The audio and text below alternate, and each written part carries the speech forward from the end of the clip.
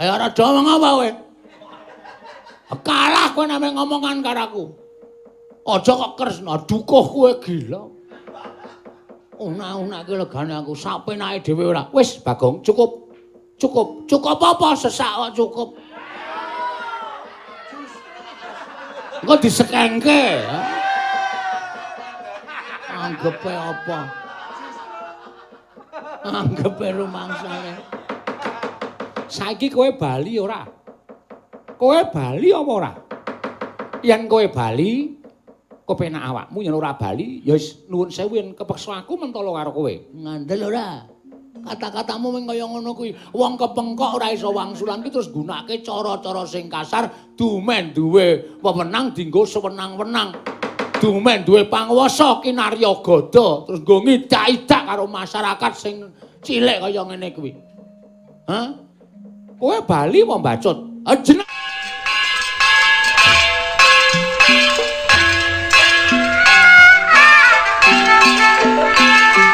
Al-Fatihah tujuh Kiseno Nugroho. Bismillahirrahmanirrahim. Apa sababe dene sira sowan sapa ingkang ngutus sarta karo sapa sowanmu ning negara Ngamarta? Namung piyambakan iki wau. Numpak pit. Niki lagi usum. Nggih, Bagong. Nggih. Mula kula nggih mboten kantun kula tetep yasa. Iya ya Bagong syukur. Nggih, saking kayu. Sing penting iso glinding. Iya Bagong, iya. Nggih. Niku rantene saking nganu. Napa niku? Rotan. Iya Bagong, iya. Bagong, Nun wis gek matura aja ngrembug sepeda.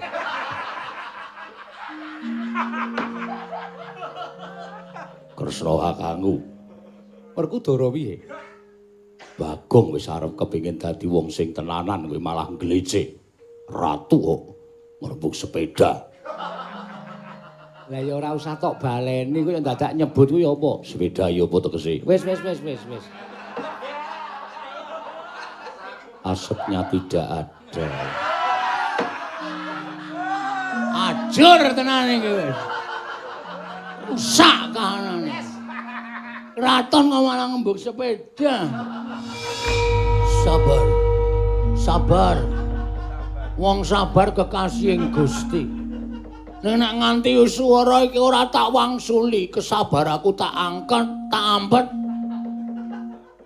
Nganti menutup peredaran darahku, aku iso stroke dadakan. Aku dadi kaya ngono omonganmu, Kres. Kok dadi kaya ngono omonganmu? Aku wis ngerti, aku wis rasa tak tudunung-dunungke, rasa tak tuding-tuding. Nek bapakku iki wong kere, bapakku iki wong ceplek, bapakku iki wong melarat, bapakku iki ponokawan. Rasa tak omongi. Aku wis paham. Aku wis ngerti. Nek kok dadak tak omongke seru banget ning negara Ngamarta mongko sing padha rawuh akeh rajamak kaya ngene. Kawula nayaka padha seba. Kok kowe mentala ngucap, "Bapakmu ki wong kere. Bapakmu ki wong ora duwe." Mung gedibal 17. Apa wis mingerke blate bapakmu? Kok kowe kok nganti ngeri-ngerike blate bapakku ki nuwun sewu. Kowe iki saiki aku tak takon karo kowe. Kowe sapa e? Lho, aku Ratu Ndarawati. Aku Ratu Ndarawati Prabu Sri Bathara Kresna. Aku ngerti. Sing lenggah ning awakmu aku ngerti. Sang Hyang Wisnu. Sang Hyang Wisnu. Wisnu ki apa? Wis le anu. Stop. Wisnu iki dewa, ning kowe kudune paham, kudune ngerti alur silsilahe bapak. Bapak iki sapa? Sang Hyang Ismaya. Kowe nek nyeluk bapak ki Pakde. Mergo kowe iki anake Bathara Guru. Bathara Guru kuwi adine bapak. Hah? Aku dadi kowe wani nyamah asmane babeku. Wani nyamah asmane Mai Laker.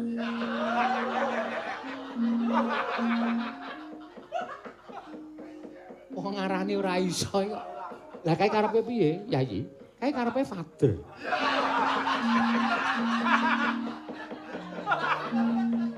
Hah? wani ngecemai lakerku. Kowe wani karo bapakku apa ya? Wani karo wong tuaku. Nek pancen jroning pasewakan iki sing ngribet-ngribeti sedyane Semar, sing nutup-nutupi karepe Bagong nyuwun ngambil pusaka. Ora masalah. Eko. Ora masalah.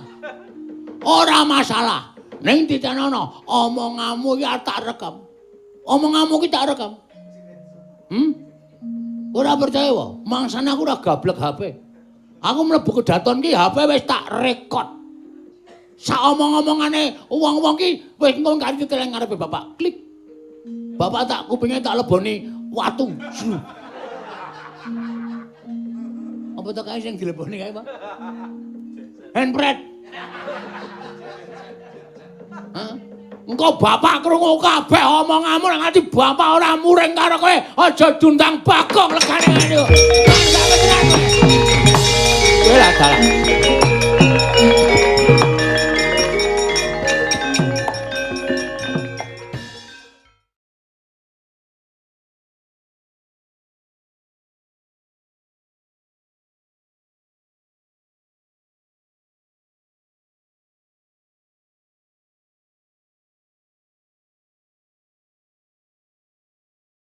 Koko Prabu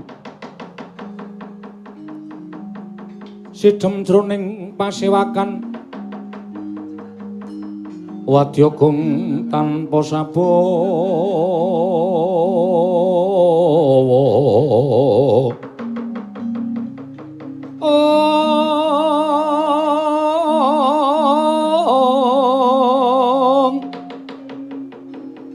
kapraban dening Sang Nalendratama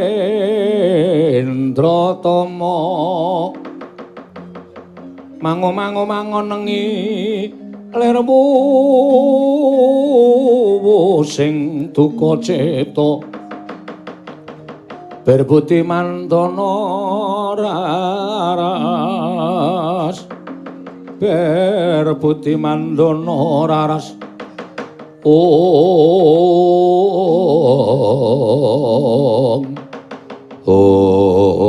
sak pandurat kendel madaning Datul Negari Ngamarta. Samya midhangetaken sabdanipun Nalindra Ngamarta Prabu Darma Kusuma tuh Nalindra ingkang wicaksana wasis. Dinambi Ngaraka Indrawati. Dadya kendel datan mubah datan musik nata ing Ngamarta sumawon nata ing Ndwarawati. Melenggahi kanyut minangka wardu kanyut ujare wengganten wardu jarwa ngecok nang durung abang dulur manding dasaring pertala kasaru geger njaba. Apa to kang dadi darunane? Ora numantan mung range Gajah Medha saka Wandilan kejawi namung utusan saing Karang Kadempel. Atmajaning Kilurah Semar niki Kilurah Bagong nyerpebeh pindha sata metarangan kaya gurek kang samya tumingal mangrombaing para kawula kanca piyak ana daya minggir jaluk dalan.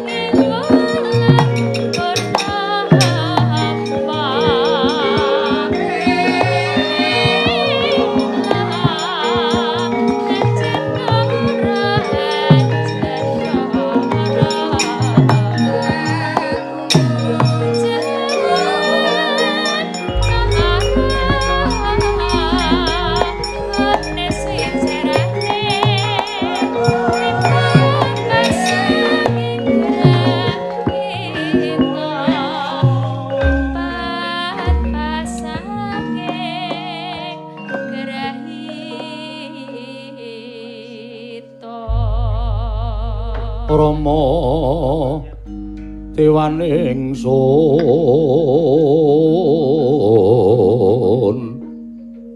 ing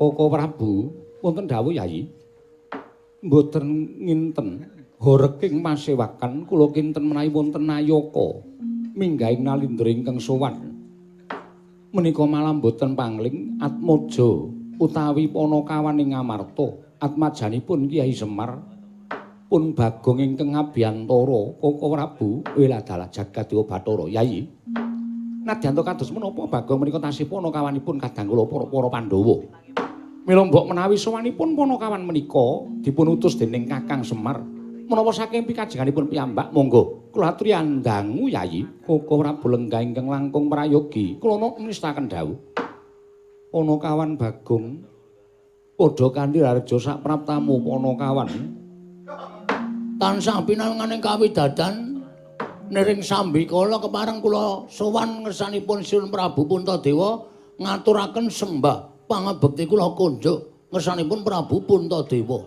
Iya Bagong ndak tampa pangestuku tampanana. Kula pundi nggo jimat paripe. Kula cancang pucaking weni dumawahing wijang rumeketing Werdaya. Saestu ndadosaken cahya nercaya daging rakayuwanan. Bagong gawe bombong dene jangkep kang dadi aturmu. Nggih. Menawi saged niki kula mboten ajeng lucu. Ngono Pak. Kula ajeng serius niki supados enggal cekak-ceket mekaten sinipun. Bagong Padhararja, mengestunipun Sinandarawati wilujeng bekti kula kunjuk. Iya, tak tampa pangestuku tampanana, sangat anggen ndadosaken jimat paripe. Bagong Padhararja, mengestunipun Ndara Werkudara wilujeng bekti kula kunjuk. Ya, tak tampa. Prayogana nggon ngulungguh. Sampun boten kirang prayogi. Bagong Padhararja sak praptamu. Sampun boten kirang prayogi. Kurang. Oh, nggih, Ding. Kula pundi nggo jimat paripe.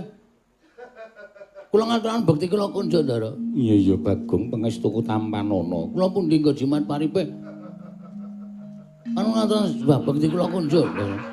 Iya, Bagong tak tampa pangestuku tampanana. Kula pundi nggo jimat paripe. Kepareng kula ngaturaken kok meh mubeng bae ta iki. Ngandel ora, wong kowe iki wis ora iso. Nek kon tenanan wis ora iso. Kowe iki tetep watakmu iki gecul kumarucul. Wong ping diwenehi pangestu karo Janaka kok mubeng wae. Heeh. Prayogana nggonmu lungguh. Nah niku sing kula entosi. Sampun mboten kirang prayogi niku pasangane niku nek pangestu niku kula pundi. Bagong prayogana. Waduh, iki apa iki? Sampun mboten kirang prayogi. Panakawan wonten dawuh sinun. Apa sababe dene sira sowan sapa ingkang ngutus sarta karo sapa sowanmu ning negara Ngamarta? Namung piyambakan iki wau. Numpak pit. Niki rak lagi usum. Nggih, Bagong. Nggih. Mula kula nggih mboten kantun kula tetep yasa. Iya, Bagong syukur. Nggih, saking kayu. Sing penting iso glinding. Iya, Bagong, iya. Nggih. Niku rantene saking nganu. Napa niku? Rotan. Iya, Bagong, iya. Bagong, nun wis gek matura aja ngrembug sepeda.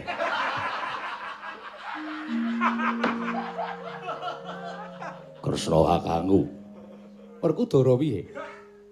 Bagong wis arep kepengin dadi wong sing tenanan kowe malah nglecek.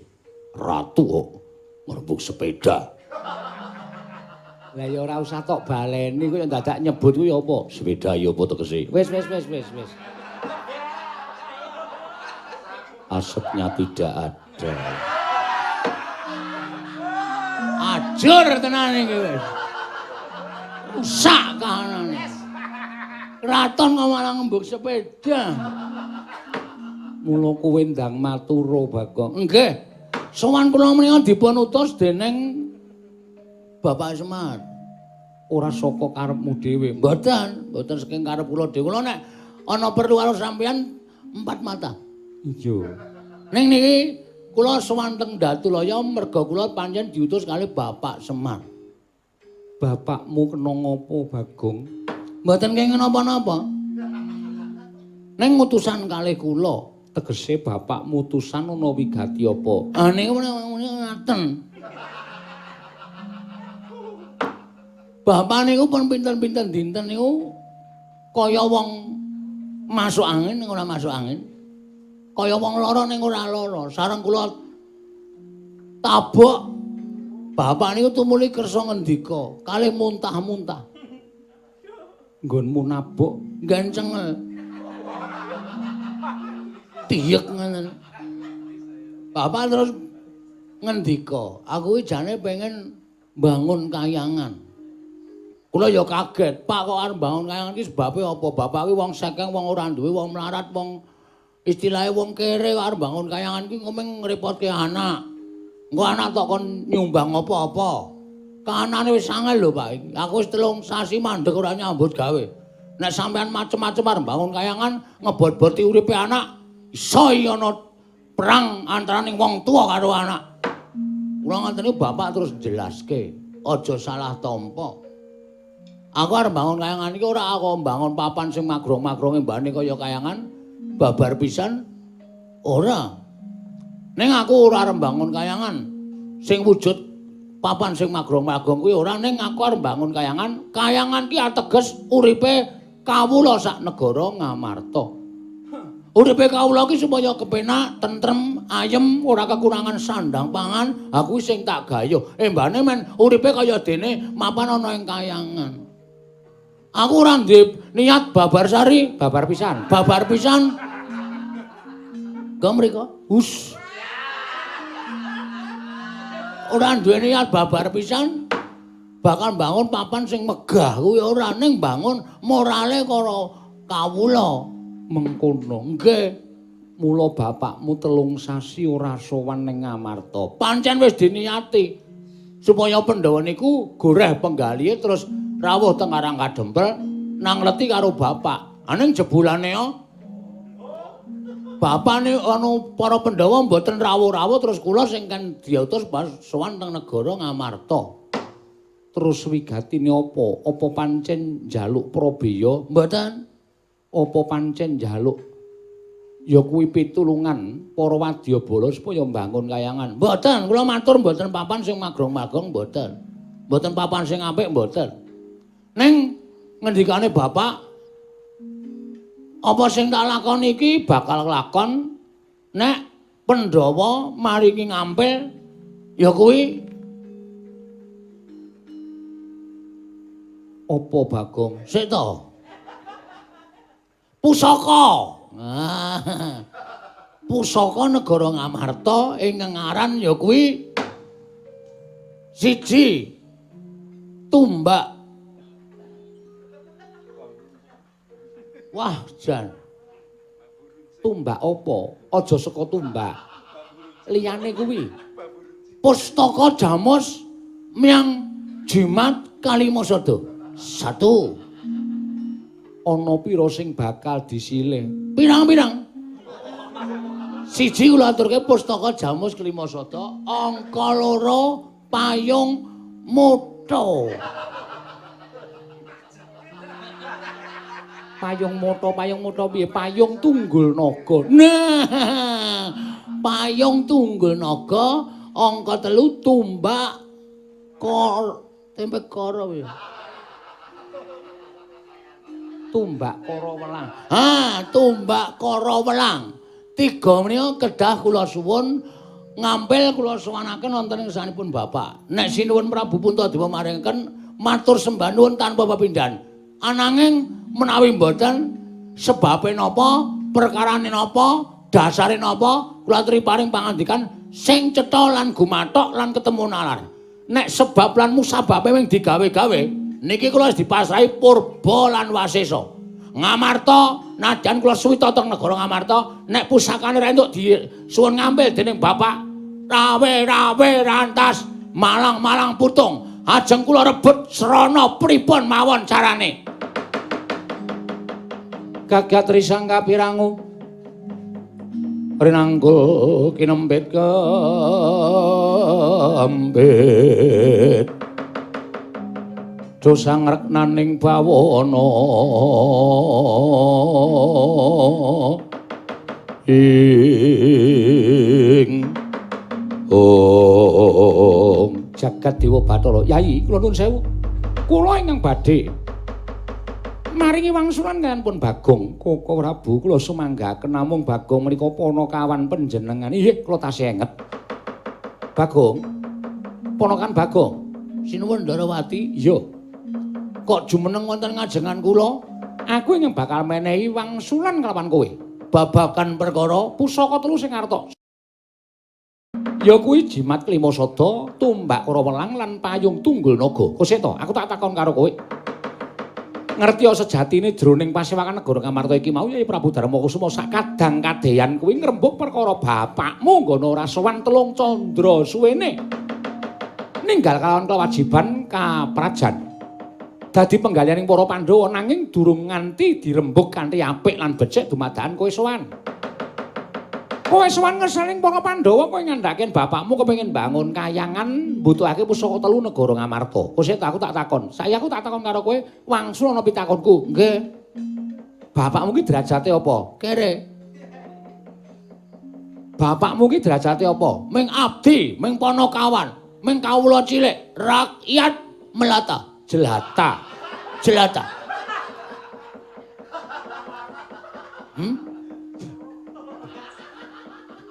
Lebon lemut tak akep. Mabur ning cangkem. Nabraki apa-apa. Wis ora perkara nabraki apa-apa. Nggih terus. Lah saiki nek kowe ngerti bapakmu ki wong derajate ngaceplik mung ponokawan mung batur saumpamane mung kawula cilik. Lah kok dadi bapakmu wani utusan lawan kowe nyuwun ngampil pusaka telu negara Ngamarta kuwi kowe sik to anggepe bapakmu kuwi sapa? Apa pancen bapakmu kuwi leluring para Pandhawa apa derajate bapakmu kuwi ngungkuli para Pandhawa? Pandhawa kuwi ingkang kagungan pusaka telu.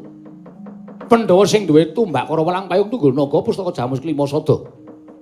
Pandhawa kuwi pepundhene bapakmu, Pandhawa kuwi sesembahane bapakmu, Pandhawa kuwi sing menehi urip karo bapakmu. Lah kok dadi bapakmu cumalena lan nyolanyo lancang ngucape wani nyuwun ngampil pusaka telu.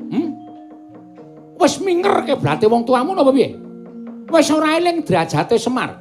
Wis ora kelingan Semar kuwi derajate mung wong cilik. Lah kok dadi wani nyuwun ngampil pusaka? Tegese panguwasaning Semar ki apa ngungkuli para Pandhawa napa piye, Bagong?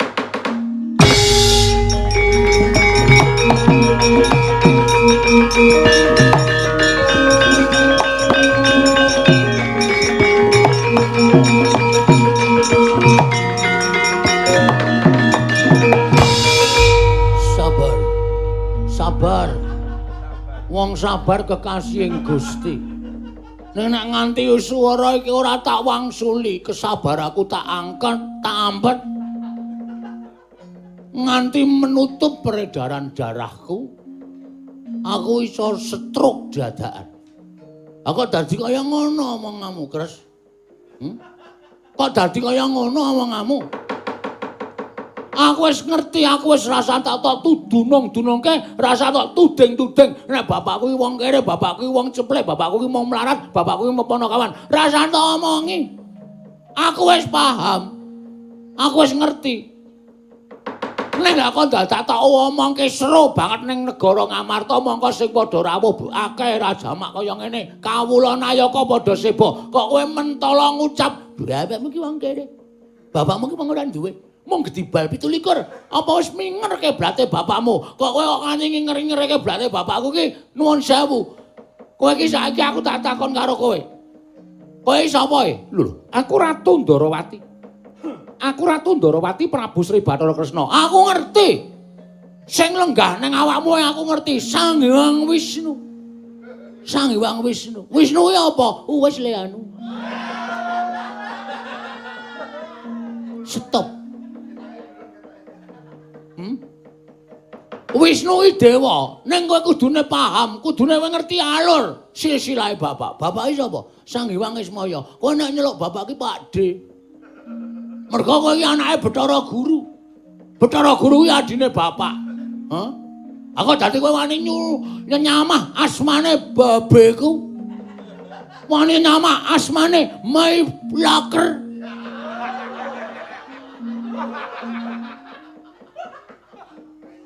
Wong ngarani ora iso kok. Lah kae karepe piye, Yayi? Kae karepe father.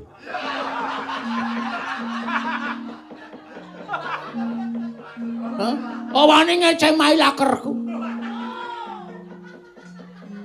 Kowe wani karo bapakku wae, ha? Wani karo wong tuaku. Nek pancen jroning pasewakan iki sing ngribet-ngribeti sedyane Semar, sing nutup-nutupi karepe Bagong nyuwun ngambil pusaka. Ora masalah, Eko. Ora masalah. Ora masalah. Ning ditenono, omonganmu ya tak rekam. Omonganmu ki tak rekam. Ora percaya wae, mangsane aku ora gablek HP. Aku mlebu kedaton ki HP wis tak rekod. Sak omong-omongane wong-wong ki wis engko kanthi teleng ngarepe bapak. Klik. Bapak tak kupinge tak leboni watu. Apa to kae sing dileboni kae, Pak? Handbrake. Hah? Engko bapak krungu kabeh omonganmu nek nganti bapak ora muring karo kowe, aja dundang Bagong legane ngene. Kowe lah dalan.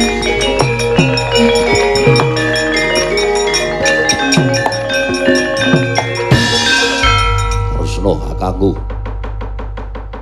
Bareng tak pitung-pitung tembungmu mau rada deksura karo Bagong, mula ora aneh yen Bagong nesu. Yen nganti Bagong iki mengko wadul karo bapakne. Wah, kriwian dadi grojokan keguyon dadi tangisan.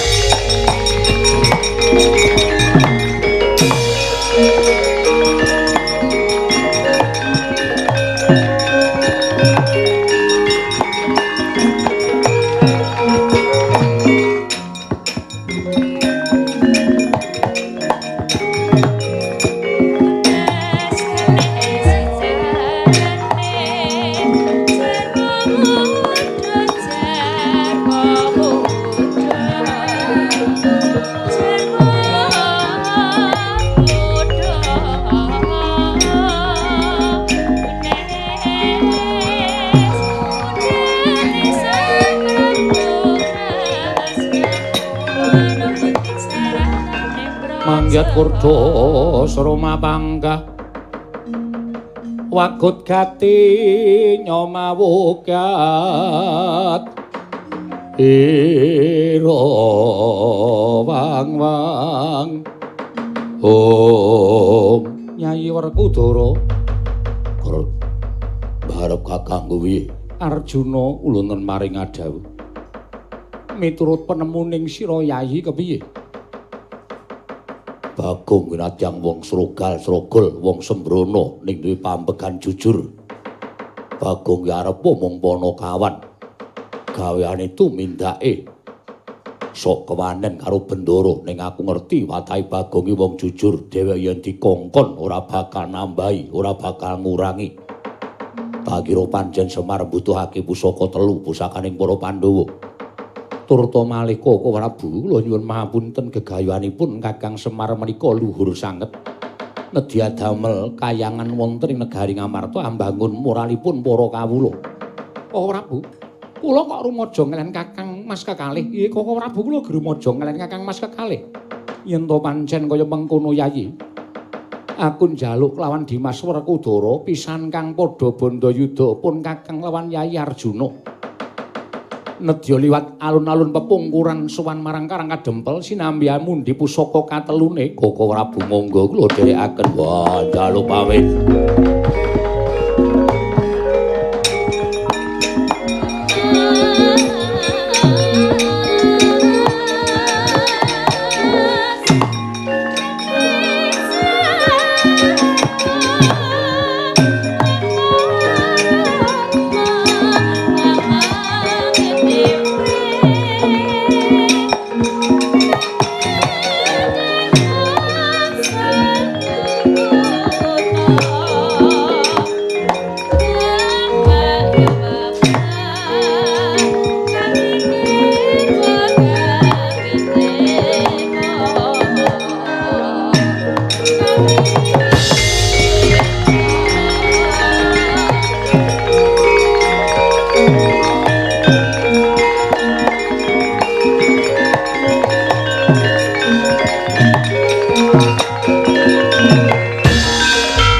semangkean temenanan jan nglarake ati omongane Prabu Bathara Kresna.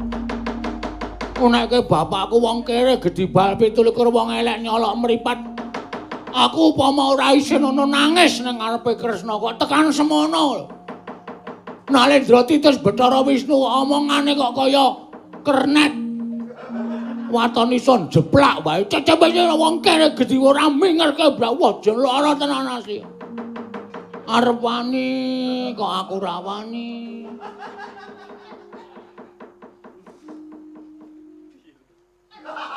Iki mesarung dilangi tenan to tekeke iki. Suwane Ngamarta ana tekek, suwane Mandura ana tekek. Edan karo masaku kok nglembras sak nggon-nggon. Elok tenan iki, ana kepiye meneh?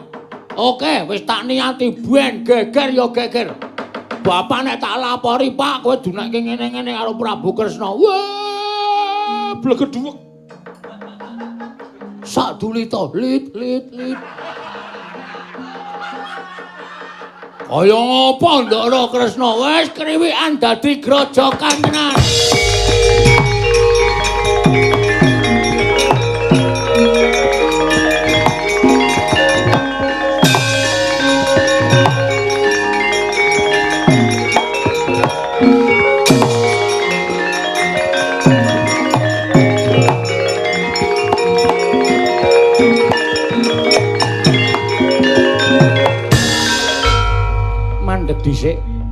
Mandeg dhisik ketok sampean ketok sampean wedi kula mlayu muni tak landhake bapak ketara sampean nututi kali kula sampean mengajeng glembok karo aku supaya aku ora bali to ha ngerti aku Bagong sing sopan tangane nggawa gendho nggawa tukang pukul aku ngerti nang Ndara Sencaki tukang pukul sampean ora masalah padake aku wedi wae. Mula ta mula sinuwun sing jeneng piyai niku nek ngendika sing apik, nek ngendika kuwi aja sok natoni karo sing mangendikani. Tur sampeyan kudune nyawang. Sing tak jak omong ki sapa? Ngono lho. Kula karo sampeyan ki tepung wis 45 taun lho. Wis suwe lho tepung. Ngibarate saka kuncung nganti gondrong. Duwe jabang nganti Malang Celapang. Sampeyan niku srawung kalih kula. Lah kok sampeyan kok mentala ngunekke kula? Monggo sing mangunekke dudu kula, sing mangunekke bapak. Bapak karo sampeyan srawunge luwih suwe. Luwih iso sampeyan durung dadi Kresna, isih wujud Bathara Wisnu niku wis dimong karo bapak. Lah kok mentala kaya ngono omonganmu? Nglarake ati lho. Wong kene urip nang alam padang niku pathokane nek ora seneng dijiwit, aja jiwit, nek ora seneng ditabok, aja nabok, nek ora seneng dilarani, aja sok nglarani. Niku pathokan dienggo wae uripe tentrem. Sampeyan kok kaya ngono, dindelke Setyaki, dinunun wirang tumandang. Anggere muni wis Setyaki capeng mlintir brengos, anggape ora ana sing iso menyentuh nata Ndarawati.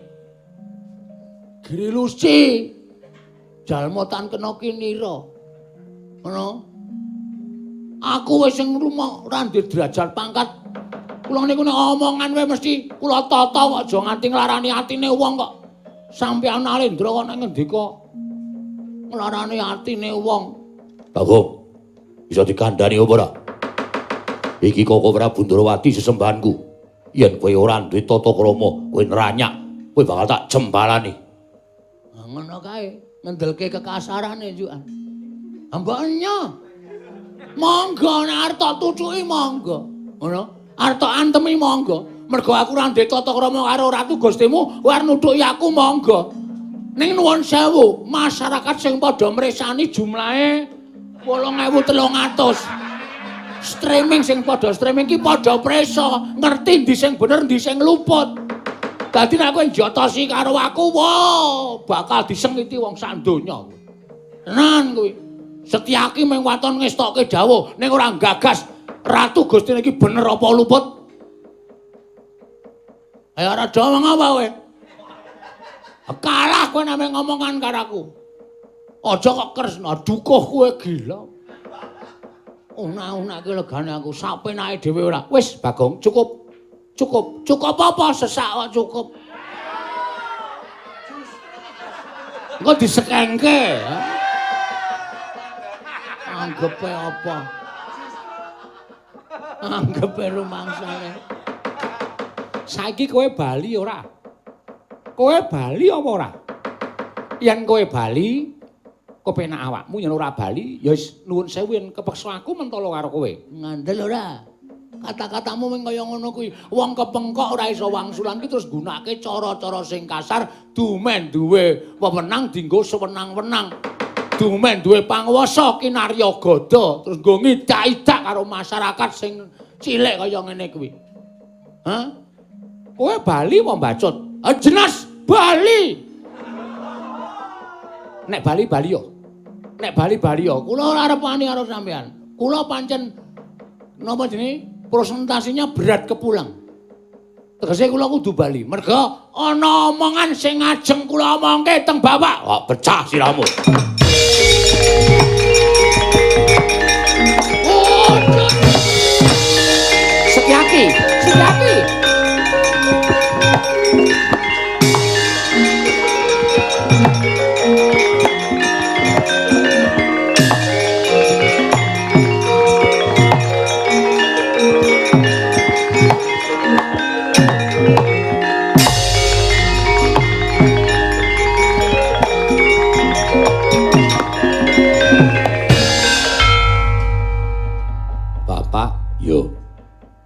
Biasane sing tok jujuk ki anakmu sing sok tresnani.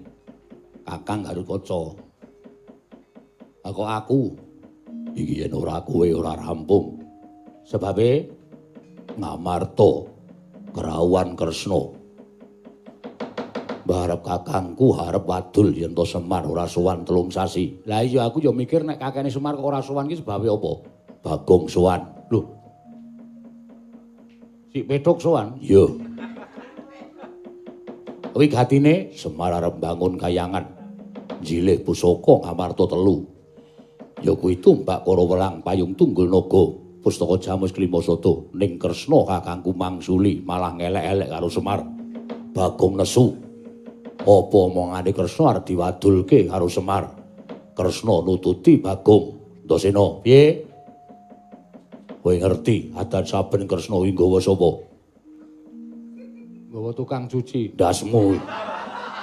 Anu nggawa Setyaki, ngono kok ora usah kesusu-susu to, santai. Setyaki nek nganti ngewangi Kresna, tak pasrahke karo kowe. Lah bapak ngopo? Wah, aku ora penak. Engko dikira aku mbelani Bagong. Aku ngentrengke Kresna, mulai wangono. Yen pancen Kresna melu-melu kowe kandhakno aku. Siap. Ngestoke dawuh. Wah, ora rampung, gecek ndasmu kowe. Ya, Pak, ngestoke dawuh.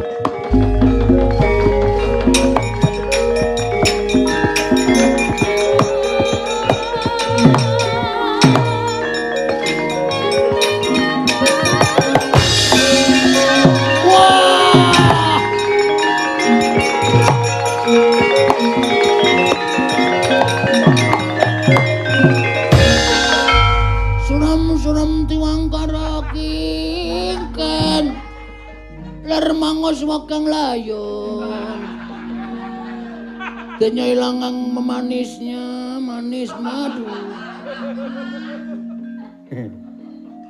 Aku iki gumun karo kowe lho, Gong. Tangi. Alah, lakon apa iki, Pak? Tangi. Tangi. Ya dolesi.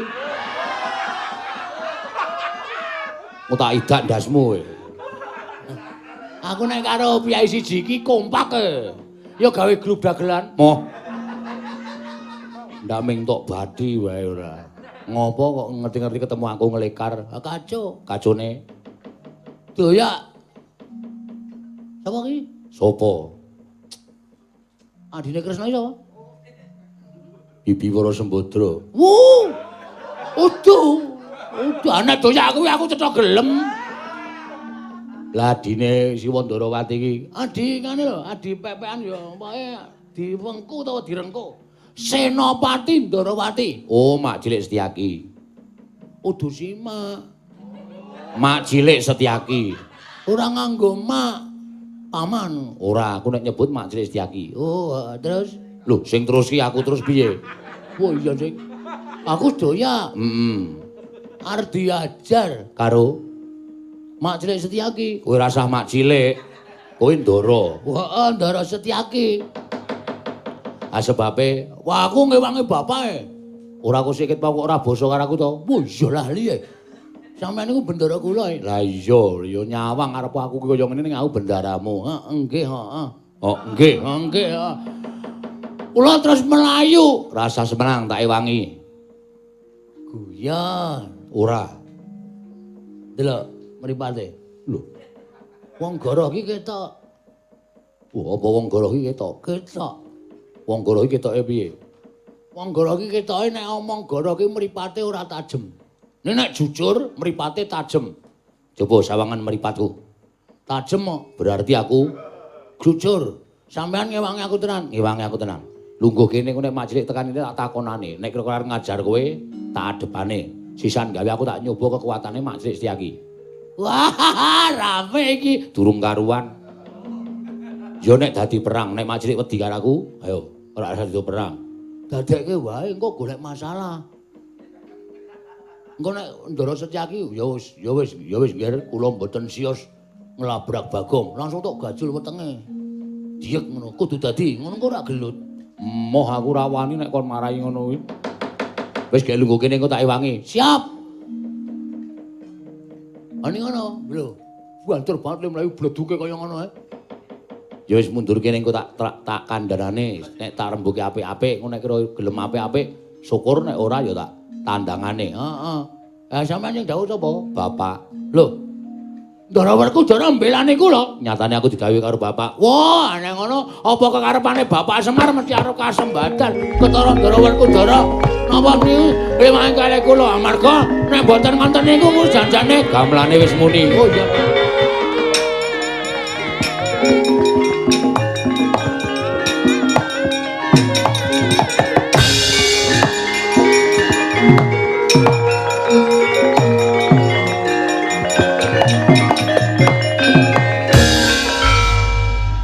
Mak Cilik. Inggih, nggih. Anggir Antasena. Heeh. Kok jumeneng wonten mriki? Ora Mak Cilik kok mlayu-mlayu ngopo? Ngoyak tiyang. Sing doyak. Tiyang wonten wingking panjenengan. Lho, Bagong kok? Inggih. Sebabe Bagong wantun kalian Sinuwun Ndarawati. Mergane Bagong wani rak mesti ana sebabe. Mergo aku ngerti watake Bagong ki ora bakal wani karo sapa wae nek ora diwarai. Nek dicocok atine, dheweke ora nyawang ratu, ora nyawang satria, ora nyawang pendhita, ora nyawang sapa wae, wani. Wani to, Kok? Wani tak kendel. Turah kendel. Ora turah ming dhuwit. Kurang terus. Nek tak takoni iki wangsulan pisan wae ora usah keterus-terus. Oh nggih. Nek sing jeneng gamelan wis muni iki le omong leren. Kemempengan ya karangan. Nek Mak Cilik arep ngantemi Bagong, arep ngajar Bagong, aku sing ra entuk. Anggir mboten pareng, ora entuk. Tantrimanipun anggir aku ngewangi Bagong. Baik ngaten panjenengan badhe wantun kalian kula. Nuwun sewu, ora wani karo Mak Cilik. Ning wani karo sipate Mak Cilik sing agahan ngewangi karo wong sing urung tok pitung bener lan lupute. Urung karuan, Siwa Ndarawati kan adan titi sing dewa, ning tumindake sarwa bener durung karuan. Kae isih kesipatan watak titah, tegese watak menungsa lumrah. Sing kedunungan ena lali salah apes lan mati. Dadi ora sak teruse Siwa Ndarawati iki dadi wong bener. Mesti ya kedunungan luput. Nek dununge luput mongko tok ewangi kowe ya melu luput. Gandeng iki mau tak pitung kowe luput, Bagong bener. Nek kowe arep ngantemi karo Bagong, saiki perkarane ora karo Bagong ning perkarane karo Antasena. Yo. Sisan gawe sekali-sekali aku tak nyoba kekuataning Senopati Ndarawati iki piye? Ayo. Kepiye kok meng umat-umat kowe? Kok meng ngono ngapa?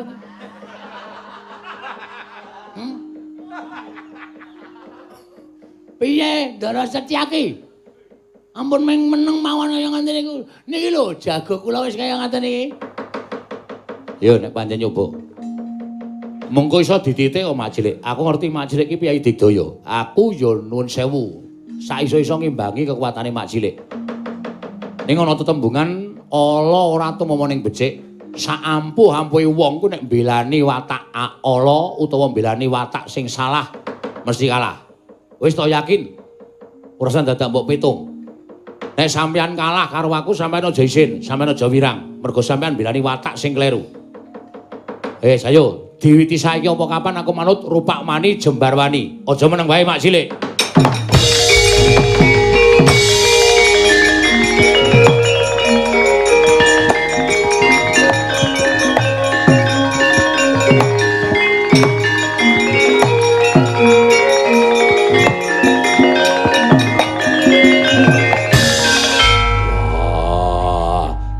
Bagus.